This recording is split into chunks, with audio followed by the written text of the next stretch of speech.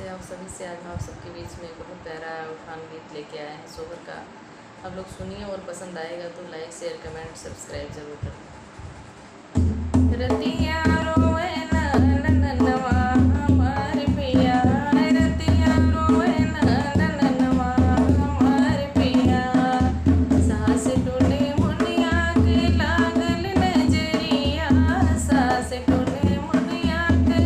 लागल नजरिया,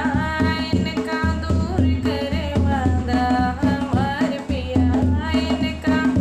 दूर करे वादा हमार पिया, रतिया रोए ना नननवा हमार पिया, जेठनी टूने मुनिया के लागल नजरिया, जेठनी टूने मुनिया के लागल नजरिया, इनका अलग करादा हमार पिया, इनका अलग करादा हमार पिया, रतिया रोए ना नननवा हमार पिया, रतिया रोए ना नननवा हमार पिया,